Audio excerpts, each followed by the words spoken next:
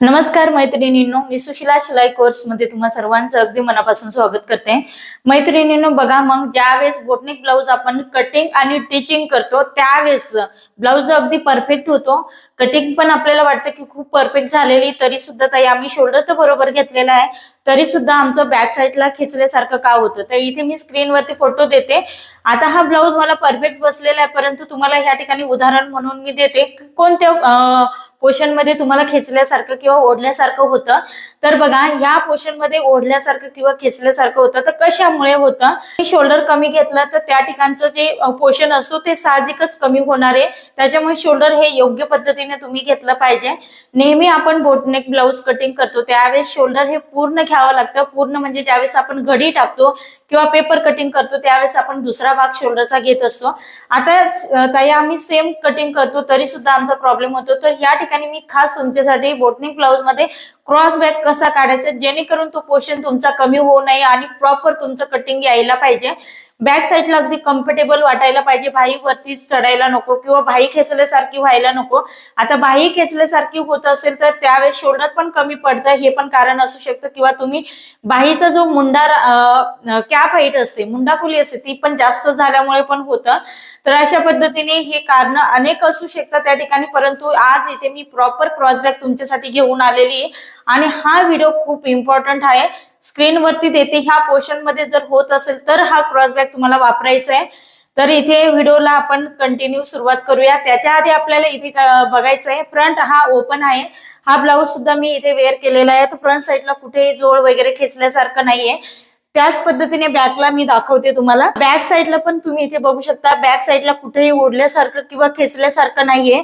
इथे मी डायरेक्ट हा button attach केलेला आहे, बटन मध्ये गॅप नाही, काहीच नाही, अगदी अटॅच केलेला आहे। बंद गळा आहे आपला, तरी सुद्धा या ठिकाणी कुठेच मला खेचल्यासारखं वगैरे जाणवत नाहीये आणि कुठेही आपल्याला रिंकल्स वगैरे घड्या पडलेल्या नाही। गळ्याचा शेप पण खूप सुंदर आलेला आहे।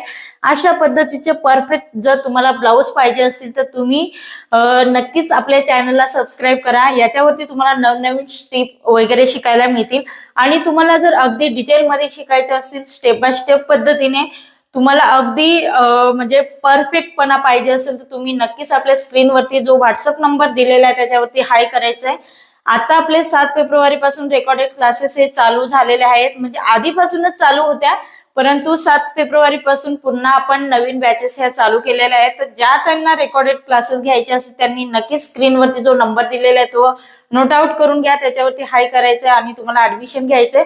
या ठिकाणी तुम्हाला सेपरेटली माझा जो टायमिंग असतो लाईव्ह मध्ये तसा तुम्हाला जॉईन करण्याची आवश्यकता नाहीये।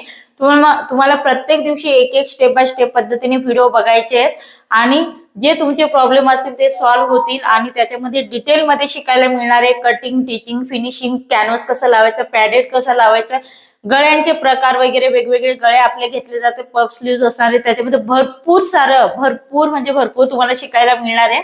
तर चला, इथे आता आपण जास्त वेळ न करता व्हिडिओला सुरुवात करूया। तर मैत्रिणींनो, ह्या ठिकाणी आपला बोटनेक ब्लाउज मध्ये बॅक साईडला खूप असं खेचल्यासारखं होतं असेल तर ह्या ठिकाणी तुम्हाला प्रॉपर मी क्रॉस बॅक शिकवणार आहे। तर क्रॉस बॅक हा कसा काढायचा ते आपण इथे बघणार आहोत। तर सर्वप्रथम आपल्याला आधी मेजरमेंट टाकावे लागतील। तर इथे मी 38 साईजचं मेजरमेंट घेते। तर संपूर्ण उंची जी आपली असणार आहे ती या ठिकाणी 14 इंच आहे। तर 14 इंचावरती आधी आपण मार्किंग करूया, त्याच्यामध्ये 1 इंच प्लस करणार आहोत, म्हणजे 15 इंचावरती आपण इथे मार्किंग केलेलं आहे। ठीक आहे, किंवा तुम्ही नंतर मेजरमेंट टाकलं तरी सुद्धा चालेल। आता याच्यामध्ये काय होतं ना, कधी कधी एखाद्या कस्टमरची उंची कमी जास्त सुद्धा होते, तर त्याची सुद्धा मी पुढे ट्रिक्स सांगेल। तर बघा, इथे तुम्ही बघू शकता ह्या पद्धतीने स्ट्रेट लाईन ही ड्रॉ करून घेतलेली आहे। आता इथे आपण शोल्डर घेणार आहोत। शोल्डर माझं या ठिकाणी आहे निम्म शोल्डर, 15चं शोल्डर हे 7.5 इंचावरती मार्किंग केलं, तर ह्या बाजूला पण 7.5 इंचावरती मार्किंग करून घ्यायचंय।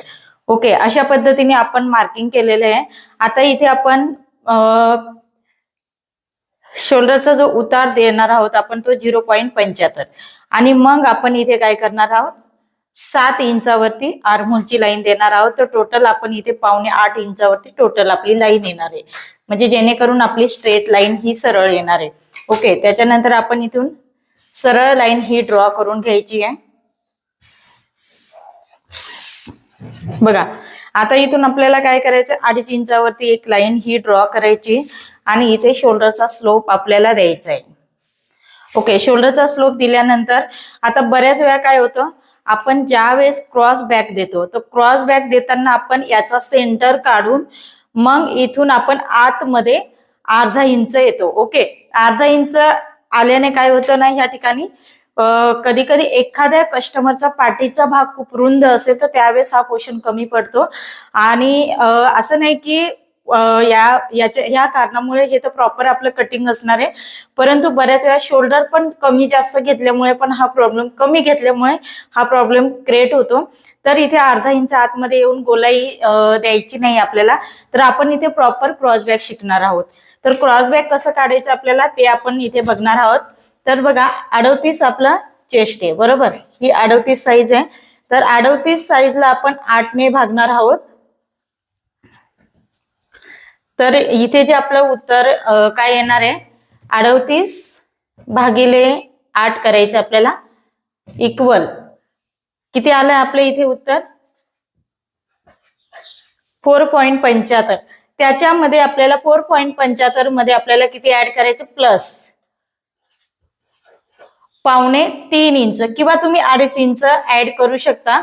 तर इथे आपण काय करणार आहोत, कसं मेजरमेंट टाकायचं, ही जी आपली स्ट्रेट लाईन आहे याच्या सरळ आपल्याला मार्किंग करायचं. आधी आपण 4.25 इंच, 4.5 इंचावरती आधी मार्किंग करायचं.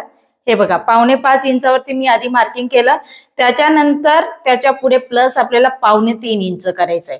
हे बघा, 2.25 इंच आपण घेतलं तर माझी लाईन एक सूतने पुढे गेलेली, म्हणजे एक लाईनने. ठीक आहे, तर एक लाईनने पुढे गेली तर मी ह्या पद्धतीने क्रॉस बॅक हा अशा पद्धतीने लाईन ड्रॉ करणार आणि ही जी 1 नंबरची लाईन आहे ती आपली कॅन्सल होणार. ओके, आणि त्याच्यानंतर आपल्याला काय करायचं, इथून गोलाई द्यायची.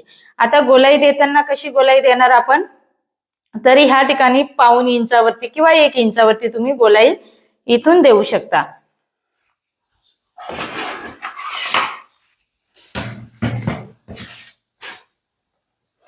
बघा, व्यवस्थित फ्रेंच कर्व हा सेट करायचा आणि अशा पद्धतीने गोलाई देऊन घ्यायची, म्हणजे ह्या पोर्शन मध्ये तुमचं कुठेही खेचल्यासारखं होणार नाही. आणि इथे आपण छातीचं मेजरमेंट टाकणार आहोत. तर 38चा चौथा भाग किती येणार आहे, 9.5. त्याच्यामध्ये लुजिंग ऍड करणार आहोत. आता तुम्ही फ्रंट बॅक बोटनेक शिवता की फ्रंट ओपन असतं त्याच्यानुसार तुम्ही लुजिंग ऍड करा. इथे मी अर्धा इंच लुजिंग ऍड करते आणि त्याच्यानंतर 1.5 इंच मार्जिन. कमरेचं मेजरमेंट घेणार आहे. कंबर आपलं 32 आहे, 32चा चौथा भाग 8 इंच. त्याच्यानंतर आपण 1.5 इंचचा स्टक्स घेणार आहे मी आणि 1.5 इंच मार्जिन. या पद्धतीने मेजरमेंट घ्यायचं आणि स्ट्रेट लाईन ही आपल्याला इथे ड्रॉ करायची. बघा, लाईन ही ड्रॉ केल्यानंतर हलकस एखाद लाईन आपल्याला काय करायचं, हे खाली डाऊन करायचंय. हे डाऊन करायला विसरायचं नाही. आता इथे बघा, गळा रुंदी नक्की आपण किती घेतली पाहिजे. बोटनेक ब्लाउज मध्ये बऱ्याच मैत्रिणी विचारतात, तर गळा रुंदी ही आपल्याला तुम्ही शोल्डर पट्टी किती घेता त्याच्यावरती गळा रुंदी ही डिपेंड असते. त्याच्यामुळे तुम्हाला आधी सिलेक्ट करताना तुम्हाला तयार शोल्डरची पट्टी किती पाहिजे, मग तुम्ही ह्या पद्धतीने ही जी आपण तिरकस शोल्डर स्लोप दिलेली लाईन आहे, तर मला इथे या ठिकाणी 2.5 इंचाची शोल्डरची पट्टी तयार पाहिजे. मी 2.5 इंचावरती मार्किंग केलं. आता तुम्हाला ह्या बाजूला अर्धा इंच शिलाईमध्ये भाई जोडण्यामध्ये जाते, इकडे 2 लाईनचं, तर असं 1.5 इंच त्याच्यामध्ये शिलाई मार्जिन घेऊन घ्यायचं. तर ह्या पद्धतीने 1.5 इंच ऍड केलं तर माझी गळा रुंदी इथे किती आलेली, 4.25 इंच. तर 4.25 इंचावरती इकडे पण मार्किंग करा. या पद्धतीने 4.25 इंचावरती मार्किंग करा. गळ्याची उंची तुमच्या आवडीप्रमाणे घेऊ शकता, 2 इंच 2.5 इंच तुमच्या आवडीप्रमाणे. आपल्याला 2.5 तयार पाहिजे तर मी 3 इंचावरती इथे मार्किंग केलेलं आहे. इकडनं पण 3 इंचावरती मार्किंग करायचं आणि बॉक्स तयार करून घ्यायचंय. ह्या पद्धतीनेच तुम्हाला काय करायचं, क्रॉस बॅक हा काढायचा आहे. आता मग तुम्हाला इथे प्रश्न पडला असेल की फ्रंटचा क्रॉस बॅक कसा काढायचा, ते पण मी तुम्हाला इथे लगेच सांगते. बघा, ह्या पद्धतीने घेतल्यानंतर अर्धा इंच इथे आपलं शिलाईमध्ये जाणार. तर ह्या पद्धतीने गोलाई देऊन घ्या, किंवा तुम्हाला असं गोलाई द्यायची असेल तर डायरेक्ट ह्या बाजूला बाहेर निघणार आहे. ठीक आहे, अशा पद्धतीने आपण गोलाई देऊन घेतलेली आहे. आता बघा, ज्यावेळेस तुम्ही बॅक आणि फ्रंट दोन्ही बोटनेक शिवत असतील तर इथून आतमध्ये कुठून करायचं, इथून नाही करायचंय तर इथे यायचंय. इथून 0.75 आतमध्ये यायचं आणि या पद्धतीने लाईन ही इथून क्रॉस मध्ये ड्रॉ करायची आणि मग आपल्याला काय करायचं, इथून गोलाई देऊन घ्यायची. हे झालं फ्रंटचं आर्महोल. म्हणजे ह्या पद्धतीने. आणि ज्यावेळेस फ्रंट ओपन असेल, बॅक बोटनेक असेल, तर त्याचा फॉर्म्युला हा वेगळा असतो. कारण आपलं फ्रंटचा जी गोलाई असते आपली, ती आपण शोल्डर आधी मायनस करतो आणि त्याच्यानंतर फ्रंटचं आपलं गोलाई ही वेगळी येते. तर तिथे क्रॉसबॅक वापरायची आवश्यकता नाहीये तुम्हाला. फक्त बॅक आणि फ्रंट बोटनेक असेल तर फ्रंटला ह्या पद्धतीने 1.5 इंच आतमध्ये या आणि गोलाई द्या. त्याच्यानंतर बॅकचं ह्या पद्धतीने क्रॉसबॅक काढायचंय अशा पद्धतीने. आता हे क्रॉसबॅक काढण्याची जी पद्धत असते ना, हे प्रत्येक चेस्ट नुसार सेम 8वा भाग घ्यायचा असतो. तर 8व्या भागामध्ये हे किती इंच प्लस करायचं, जसं की इथे 2.25 इंच, 2.5 इंच, 2.25 इंच, हे प्रत्येक साईज नुसार चेंजेस असतात. ओके, तर तुम्हाला पुढे कंटिन्यू जर बघायचं असेल तर मी तुम्हाला नक्कीच सांगेल, तसं मला कमेंट्स करून सांगा. तर प्रत्येक साईज नुसार तुम्हाला किती इंच ऍड करायचं, जेणेकरून तुमचं बॅक साईडला खेचल्यासारखं होणार नाही. आणि फ्रंट ओपन असेल, बॅक बोटनेक असेल तर बॅक बोटनेक मध्ये पण हाच क्रॉसबॅकचा फॉर्म्युला तुम्हाला इथे वापरायचा आहे. अशा पद्धतीने टोटल आपण इथे हे क्रॉसबॅकचा फॉर्म्युला इथे वापरलेला आहे. तर हे नक्कीच तुम्हाला ट्राय करून बघा. त्याच्यानंतर इथे आपण टक्सची मार्किंग करून घेणार आहोत. टक्सची मार्किंग करताना ह्या पद्धतीने टेप फोल्ड करा. शिलाई मार्जिन सोडून तुम्ही टेप फोल्ड करा. त्याच्यानंतर हे अंतर आहे ना, हे मोजून घ्या. अशा पद्धतीने आपण अंतर मोजून घेतलेलं आहे. आणि उंची जी आपली असणार आहे ती वरती 4.5 किंवा 4 तुमच्या आवडीप्रमाणे घ्या. उंची तुम्हाला कमी आवडत असेल तर कमी घ्या. त्याच्यानंतर इथे 1.5 इंचचा स्टक्स घेतलेला आहे आणि ह्या बाजूला आपल्याला क्रॉस मध्ये 0.5 इंच घ्यायचंय. अशा पद्धतीने आपण टोटल काय केलं, इथे व्यवस्थित परफेक्ट असं मार्किंग करून घेतलेलं आहे. बऱ्याच ताईंचा खूप प्रश्न होता, त्याच्यामुळे हा स्पेशल तुमच्यासाठी फॉर्म्युला मी घेऊन आलेली बोटनेक ब्लाउजचा. Boat neck cross back formula.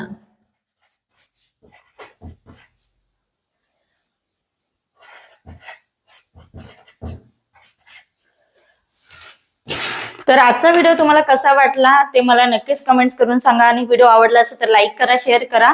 परत आपण असं नेक्स्ट व्हिडिओमध्ये भेटूया. तोपर्यंत धन्यवाद.